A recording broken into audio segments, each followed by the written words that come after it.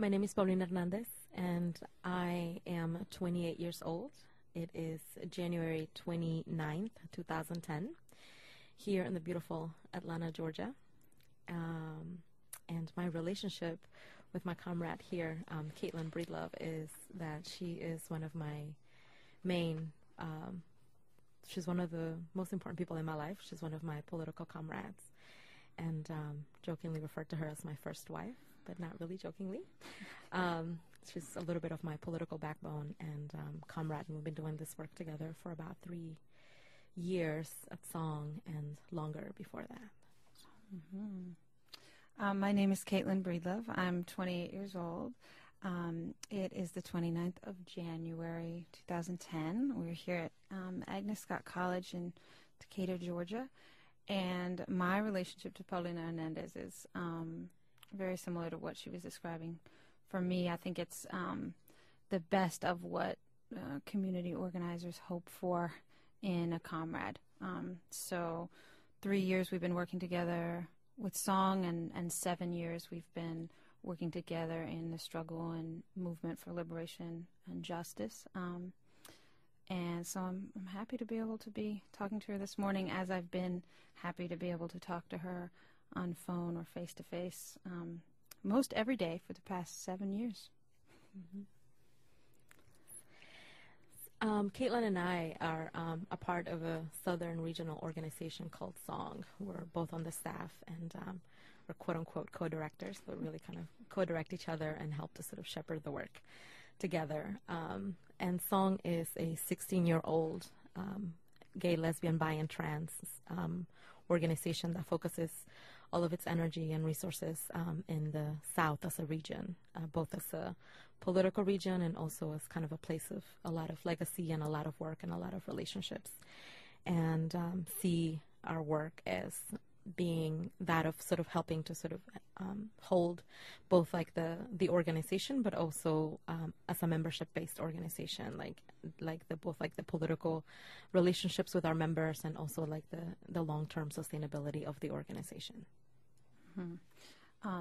So we talk a lot about who our membership is, Paulina, and why we're so passionate about the work. And so, we really welcome opportunities where we get to talk about what that really looks like. And so we wanted to talk about some stories of who our membership is. So primarily our members are people from all of the communities in the South that we live in.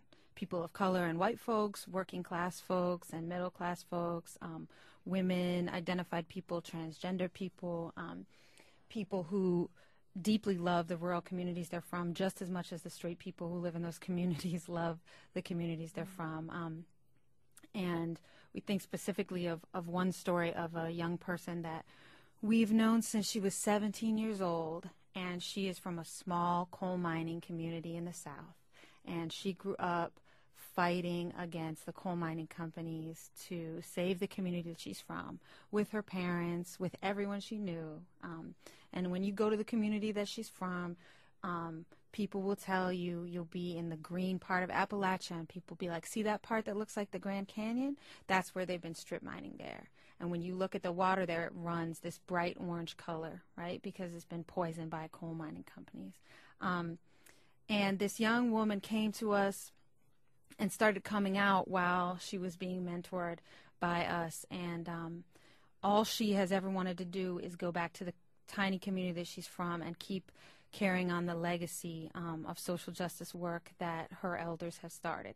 And she is currently up north in school because she feels that she's still trying to figure out how she can be who she is and be out as a queer person and as a lesbian and be able to come home and live the life that she wants to lead. And so when I think about what's critical to me and what I see as Song's role and what is the mandate of a Southern organization such as ours, I think about people in New Orleans and the right to return that people in the Gulf Coast talk about post-Katrina.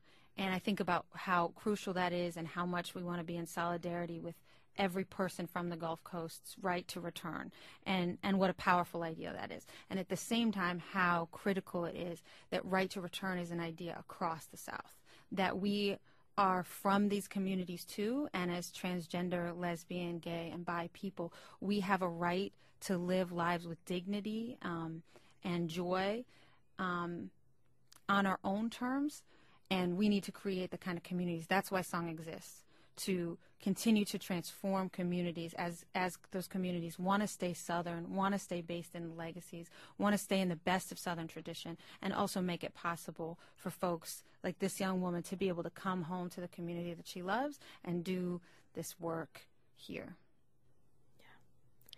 Yeah, and for us also, like as an organization that was founded by 3 African-American and 3 white, Southern, all like feminist identified lesbians here in the South who are now in their, like between their 50s and 70s.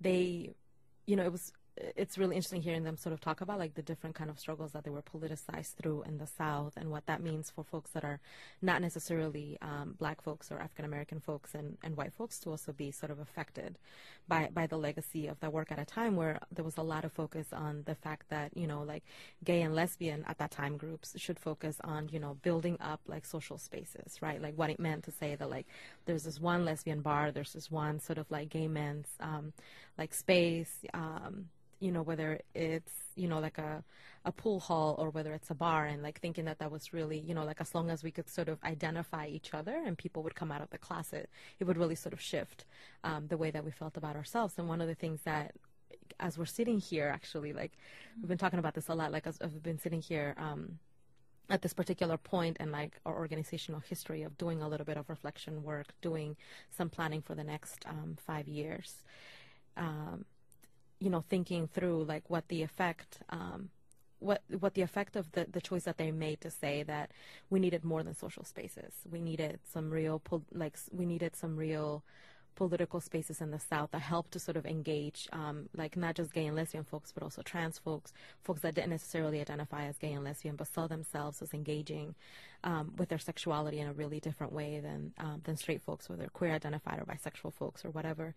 And seeing like the real validity of wanting to have spaces that engage people politically and say what are the conditions of our lives and what is it about that we can hope to sort of shift and change and create space for in the Southeast that goes beyond just creating social spaces, right? And I think for us, like at Song, like we've really taken that to heart, and our membership has really taken that to heart, that it is an actual choice to say that we're going to focus our energy on only building social spaces where people gather and can have a little bit of, what we call a little bit of like respite and a little bit of a break, only, and then stopping there, versus being like those spaces are really important for us to recognize each other and they build on a longer legacy that are also about conditions, that are also about being able to sort of shift how the South perceives issues of gender and sexuality, and how, like how that's different for people of color, how that's different for immigrant queer people of color, etc.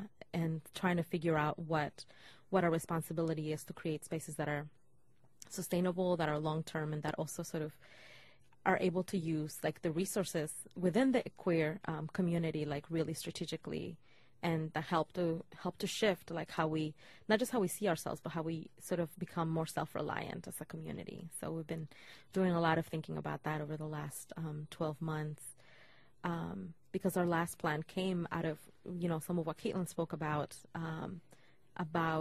Katrina, like in New Orleans, right? And that's this really sort of stopping point for a lot of us who've been doing work around racial and economic justice at the time. And what happened, and just being able to be like, we built all these organizations, we helped to support them, like we felt to do a lot of these things. And like right after Katrina, like no one even knew what to do. And I wanted Caitlin to talk a little bit about what that was like for Song. Well, it was such an incredibly painful time for those of us who have been doing community organizing in the South. We literally learned the lesson that office buildings and nonprofits and Rolodexes are just not enough to connect to people you know and care about, because literally if you tried to call someone's office, it was possibly underwater. Their Rolodex was underwater. It was really only the relationships that were close enough that we had cell phones that we could even find our comrades. And so it was an incredibly painful time for people in the Gulf Coast first, of course, and for other Southerners as well.